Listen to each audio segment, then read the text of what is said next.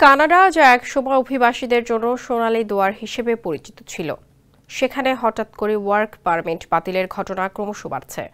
স্বপ্নের জীবন আর উন্নত ভবিষ্যতের হাতছানিতে যারা দেশান্তরী হয়েছিলেন, তাদের অনেকের কাছেই এই অপ্রত্যাশিত পরিস্থিতি এক গভীর হতাশার কারণ হয়ে দাঁড়িয়েছে। প্রশ্ন উঠছে, কেন এমন হচ্ছে? কি সেই কারণগুলো যা কানাডার কর্মক্ষেত্রে আসা অভিবাসীদের তাদের অর্জিত ওয়ার্ক পারমিট হারাতে বাধ্য করছে? বিস্তারিত থাকছে প্রতিবেদনে। কানাডায় বসবাসরত হাজারো অভিবাসী হারাচ্ছেন কাজের অনুমতি। নতুন করে কাগজপত্র নবায়নের প্রক্রিয়ায় বেশ সময় লাগছে, আর সাথে রয়েছে বিভিন্ন নিয়মের পরিবর্তন এবং কর্মসংস্থান সংক্রান্ত অনুমোদন পেতেও বেশ বেগ পেতে হচ্ছে। স্যান্ডেলিনা সো, রূপচর্চায় আভিজাত্য।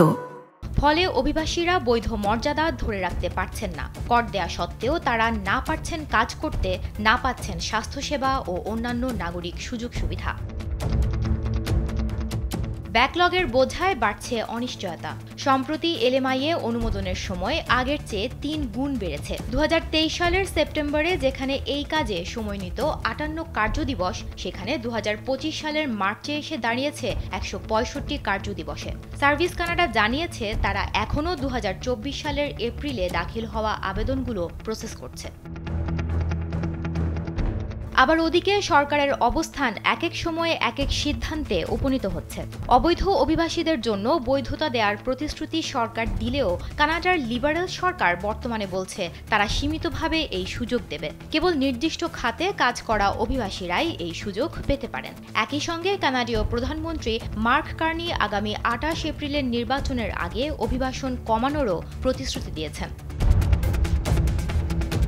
এই অপ্রত্যাশিত মোড় কানাডা অভিবাসীদের জীবনকে অনিশ্চয়তার মুখে ঠেলে দিয়েছে এবং কানাডার অভিবাসন নীতির ভবিষ্যৎ নিয়েও প্রশ্ন তৈরি করেছে। পুরো বিষয়টি তাদের প্রতিবেদনে তুলে ধরেছে ভারতীয় সংবাদ মাধ্যম এনডিটিভি। সুমনা মুস্তফা, কালবেলা।